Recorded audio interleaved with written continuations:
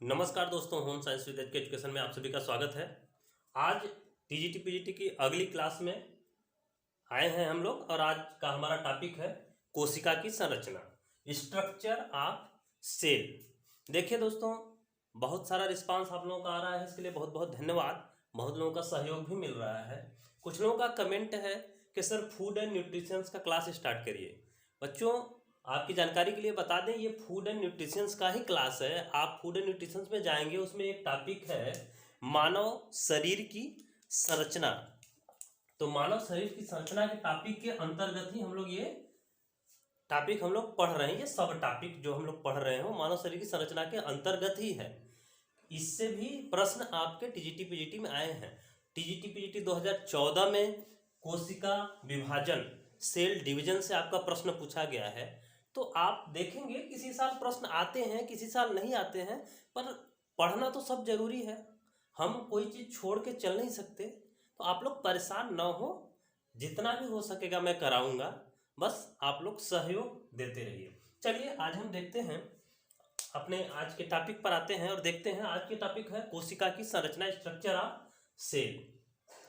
तो पिछले वीडियो में हमने पढ़ा था कोशिका के बारे में और कोशिकावाद के बारे में पढ़ा था, सेल एंड सेल थ्योरी के बारे में पढ़ा था। जिन बच्चों ने वो वीडियो नहीं देखा है, आई बटन पर क्लिक करके आप उसे देख पाएंगे। आज हम पढ़ेंगे संरचना के बारे में। देखते हैं, ये फिगर 1 दिख रहा है और ये फिगर 2 दिख रहा है आप लोगों को। फिगर 1 जैसा कि दिखाया गया है, दर्शाया गया है, पादप कोशिका, प्लांट सेल है ये। और फिगर 2 है एनिमल सेल, जंतु कोशिका। दोस्तों, कोशिका संरचना की बात रही तो कोशिका का आकार भिन्न भिन्न होता है। इसका कोई आकार, निश्चित आकार हम नहीं कह सकते कि इसका कैसा आकार निश्चित है। स्तंभाकार भी होता है, अंडाकार भी होता है, गोलाकार भी होता है, एलिप्टिकल भी होता है।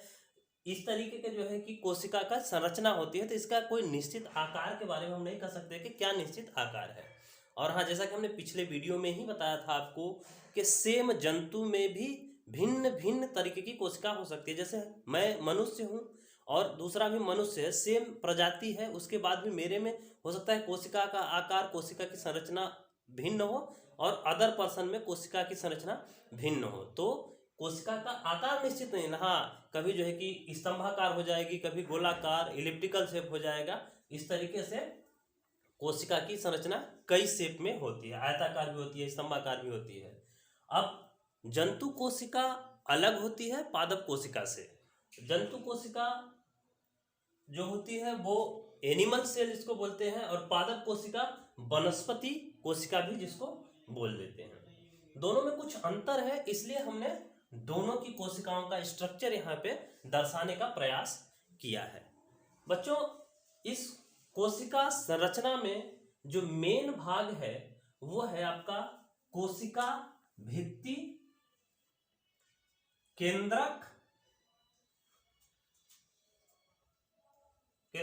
इसमें जो है कि ये मेन है, और कोशिका झिल्ली, ये इसका मेन भाग है। बाकी ये सब कोशिका के अंतर्गत जो दिख रहे हैं वो आते हैं प्रोटोप्लाज्म जीव द्रव्य के अंतर्गत। यानी कि कोशिका के अंदर उपस्थित विभिन्न प्रकार की संरचनाओं को प्रोटोप्लाज्म जीव द्रव्य बोलते हैं, जो अनेक तरह की संरचनाएं इसमें पाई जाती हैं। ये रही कोशिका की संरचना का मेन पार्ट। बाकी सबके बारे में थोड़ा थोड़ा हम पढ़ेंगे और देखेंगे, थोड़ा थोड़ा ही पढ़ेंगे, ज्यादा डीप में पढ़ने की आवश्यकता नहीं है। तो कोशिका भित्ति जैसा कि हम देख रहे हैं, फिगर 1 और फिगर 2 से ही, यहीं से आपको पादप कोशिका और जंतु कोशिका के सेल में क्या अंतर है वो भी समझ में आएगा आपको। पादप कोशिका जो है उसमें कोशिका भित्ति पाई जाती है, सेल वाल पाई जाती है। सेल वाल कोशिका के बाहर जो है कि जैसा कि कोशिका भित्ति की परिभाषा दिया गया है, बैक्टीरिया एवं वनस्पति कोशिका में कोशिका झिल्ली के बाहर एक निर्जीव पार्यगम और मोटी छिद्रयुक्त दीवाल को ही कोशिका भित्ति कहते हैं। ये कोशिका भित्ति जो होती है वो कई पदार्थ, सेल्यूलोज, लैक्पेक्टोज, लिग्निन, हेमीसेल्यूलोज, काइटिन, क्यूटिन, अन्य निर्जीव पदार्थों से मिलकर बनी होती है। कोशिका भित्ति एक्चुअली में देखें तो कोशिका भित्ति को जो है कि सेल वाल को 4 परतों में बांटा गया है। 4 परत कौन कौन से हैं? वो 4 परत जिसको बोल देते हैं प्राथमिक परत, द्वितीयक परत, तृतीयक परत और मध्य पटल के नाम से। प्राथमिक परत जब कहीं भी आप देखेंगे तो प्राथमिक पटल जो होता है हमारा, ये प्राथमिक पटल का जो निर्माण होता है वो सेलुलोज से मिलके बनता है, सेलुलोज। तो ये जो प्राथमिक पटल का निर्माण होता है वो सेलुलोज के कारण होता है। इसलिए जब आप कई जगह प्रश्नों में आपने देखा होगा, आपके टीजीटी पीजीटी में ही या अन्य एग्जामों में, वनडे एग्जामों में भी आपको देखने को मिला होगा, प्रश्न आया हुआ है कि कोशिका भित्ति का निर्माण किससे हुआ है। ऑप्शन में सेलुलोज मिलता है और सेलुलोज लोग टिक करते हैं और सेलुलोज सही भी है। लेकिन अगर बात करेंगे, थोड़ा डीपली अध्ययन करने की कोशिश करेंगे तो समझ में आता है कि कोशिका भित्ति वास्तव में सिर्फ सेलुलोज की नहीं बनी हुई है, उसके अंदर और कई सारे पदार्थ मिले हुए हैं। बहरहाल ये रही समझने की बात। प्रश्न में ज्यादातर आपको यही मिलेगा, कोशिका भित्ति बनी होती है तो ऑप्शन में सेलुलोज रहता है, सेलुलोज को टिक करना है। बाकी और सारे रहेंगे सेलुलोज और पेक्टिन या पेक्टोज हो जाएगा, लिग्निन हो जाएगा, इन सभी हो जाएगा तो सभी को टिक कर देना है। तो सेलुलोज क्यों होता है? क्योंकि इसकी जो प्राथमिक परत होती है, प्राथमिक लेयर होती है, फर्स्ट लेयर जो होती है वो बनी होती है सेलुलोज की। यानी कि कोशिका का जब निर्माण हुआ तो निर्माण ही उसका किससे हो रहा है? सेलुलोज से। हमारे शरीर में जब कोशिका बननी स्टार्ट हुई तो पहली लेयर जो बनी कोशिका की वो सेलुलोज से बनी। इसलिए हम साथ कह देते हैं कि कोशिका भित्ति का निर्माण किससे होता है? सेलुलोज से मिलके होता है। दूसरा जो परत होता है वो मिलके बना होता है सेलुलोज, पेक्टिन, लिग्निन, हेमीसेलुलोज का मिलके बना होता है द्वितीयक परत। जो थर्ड होता है, जो तीसरी लेयर होती है कोशिका भित्ति की, वो जाइलम की बनी होती है। और जो मध्य पटल जिसको बोल देते हैं, मध्य पटल, इसके बीच में एक रस होता है जिसको लेमेला कहते हैं। ये लेमेला मध्य पटल जो होता है वो कैल्शियम और मैग्नीशियम पेक्टेट से मिलके बना होता है। किससे मिलके बना होता है? कैल्शियम और मैग्नीशियम पेक्टेट से मिलके बना होता है। जब आप देखेंगे कि फल कच्चा होता है तो उसका बाह्य परत कठोर होता है। वो किसके वजह से होता है? जो मध्य पटल उसका परिपक्व नहीं होता, अपरिपक्व मध्य पटल होता है, इसके वजह से वो कठोर होता है। जैसे ही फल पकता है मध्य पटल का लोप हो जाता है, मध्य पटल घुल जाता है। मध्य पटल घुलते ही उसका जो है कि बाह्य परत जो होता है वो मुलायम हो जाता है, इसीलिए फल पक जाता है। और मध्य पटल का एक और मुख्य कार्य क्या है कि दो कोशिकाओं को आपस में जोड़ने का कार्य करके रखता है, उनको जोड़ के रखता है दो कोशिकाओं को। तो ये रहा कोशिका भित्ति की निर्माण के बारे में थोड़ा सा हमने जान लिया। अब एक और नोट देखेंगे, हमने कहा कि कोशिका भित्ति जो होती है वो पादप कोशिका में पाई जाती है, जीवाणु में पाई जाती है। और हमने निर्माण देखा कि सेलुलोज की बनी होती है, बाकी और निर्जीव पदार्थ मिलके, कई पदार्थों से मिलके बनी होती है।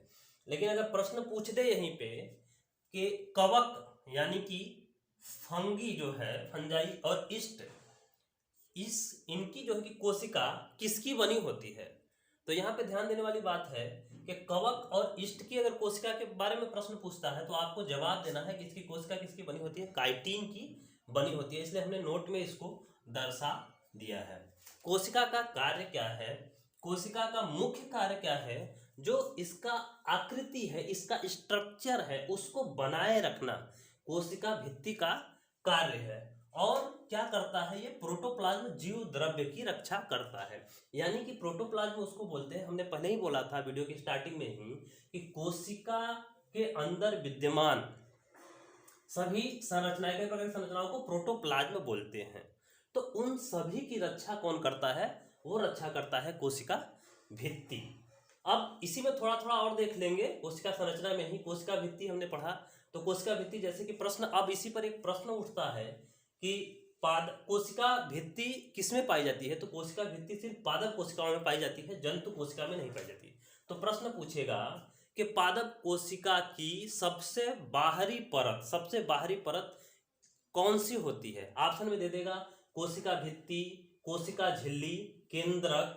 तो आपको क्या लगाना है? आपको लगाना है कोशिका भित्ति। अगर यही प्रश्न पूछ दे कि जंतु कोशिका की सबसे बाहरी परत कौन सी होती है, तो वो हो जाएगी कोशिका झिल्ली, वो हो जाएगी कोशिका झिल्ली, सेल मेम्ब्रेन हो जाएगी जंतु कोशिका की सबसे बाहरी परत। ये बाकी अब थोड़ा थोड़ा इसके बारे में और समझ लेते हैं, बाकी और चीजों के बारे में जो जो दिया हुआ है आपने मोटी मोटा ये देख लिया। अब हम इन सब थोड़ा बारे में समझेंगे, सबके बारे में थोड़ा थोड़ा समझेंगे। हमने कोशिका भित्ति के बारे में बताया, कोशिका झिल्ली के बारे में हमने बताया कि कोशिका झिल्ली जंतु कोशिका में पाई जाती है। और कोशिका झिल्ली क्या करती है, कोशिका झिल्ली का काम क्या है? कोशिका झिल्ली जो होती है हमारी, वो प्रोटीन और वसा से मिलकर बनी होती है, प्रोटीन और वसा से मिलकर बनी होती है। 50% प्रोटीन होता है और 50% वसा होता है।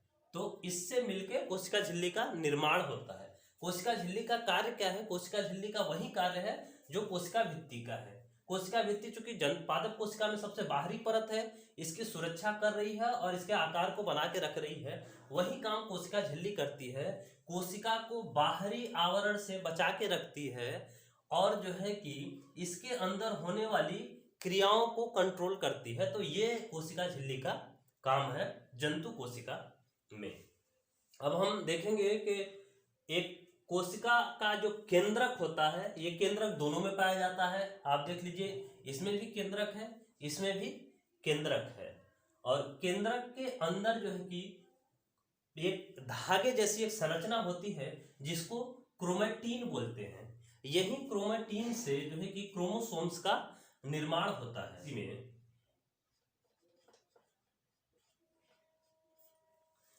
ये क्रोमैटिन धागे के समान एक संरचना होती है। और केंद्रिका जो होता है, केंद्रक कोशिका के लगभग मध्य में होता है, मिडिल में होता है, बीच में होता है। किसी भी सेल की किसी भी सेल में केंद्रिका उसके जो है कि अंदर का एक पार्ट है, केंद्रक के अंदर का पार्ट है।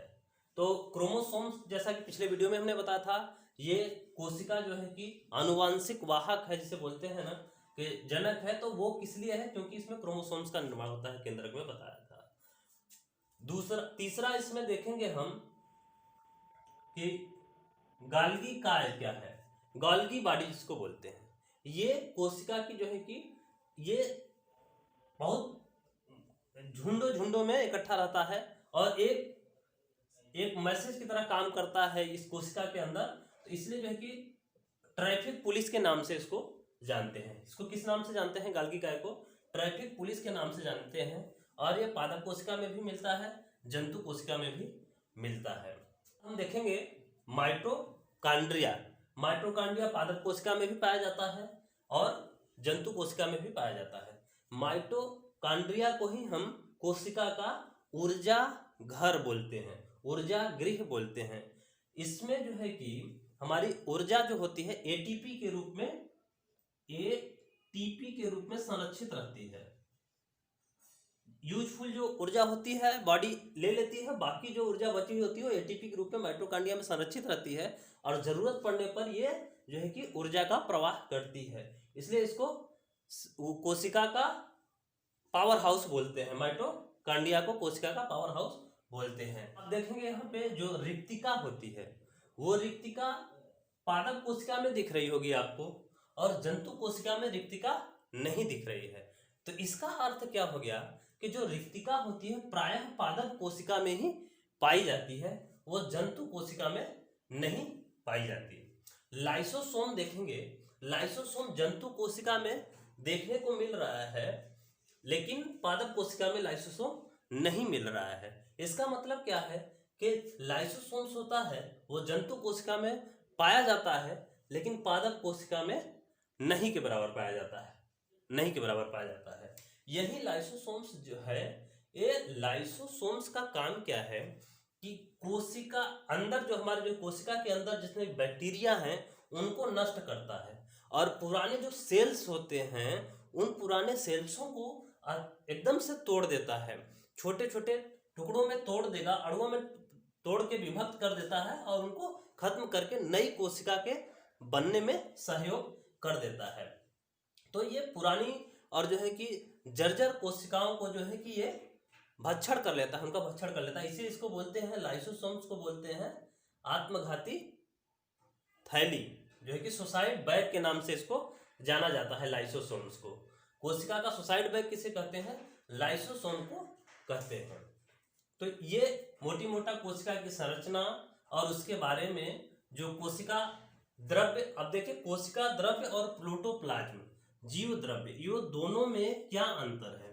प्रोटोप्लाज्म, जैसा कि हमने बताया कि कोशिका के अंदर उपस्थित सभी संरचनाएं इसी में उपस्थित होती हैं। सभी संरचनाओं को क्या बोलते हैं? प्रोटोप्लाज्म बोलते हैं। इसमें केंद्रक भी होता है, इसमें केंद्रक भी होता है। लेकिन जब ये कोशिका द्रव्य की बात करेंगे तो कोशिका द्रव्य में क्या होता है कि कोशिका के अंदर उपस्थित सभी कोशिकांग, सभी कोशिका संरचना, सभी कोशिकांगों को कोशिका द्रव्य बोलते हैं। किसे छोड़ के? केंद्रक को छोड़ के। केंद्रक में कोशिका द्रव्य उपस्थित नहीं होता, इसमें केंद्रक रस पाया जाता है।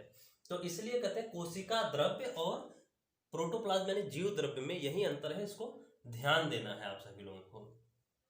यह हो गया हमारा जो है कि कोशिका की संरचना। अगले लेक्चर में हम पढ़ेंगे कोशिका का प्रकार और उसी अगले लेक्चर में पढ़ेंगे कोशिका का विभाजन। उसके बाद इसको हम कोशिका चैप्टर को क्लोज करेंगे और फिर आगे हम फूड एंड न्यूट्रिशन से रिलेटेड टॉपिक और लेकर के फिर से आएंगे। आप सभी लोग को थोड़ा सा बोरिंग लग रहा होगा जरूर, लेकिन कहीं ना कहीं ये भी जरूरी है। ज़्यादातर ये बहुत ही कम लोग जो है कि इसको बताते हैं, पढ़ाते हैं। ये इसको इतना इम्पॉर्टेंट नहीं देते हैं, इतना महत्वपूर्ण नहीं समझते हैं। लेकिन समय का कोई भरोसा नहीं है और जो है कि एग्जामिनर का भी जिस तरीके से कोई भरोसा नहीं है। वो कहीं से भी कोई भी टॉपिक उठाएगा और पता चला कि इसी टॉपिक से 3 4 5 क्वेश्चन रख दिया, अगर आपने पढ़ा नहीं तो आप जो है कि बाद में पछताना ही रहेगा, कुछ नहीं होगा।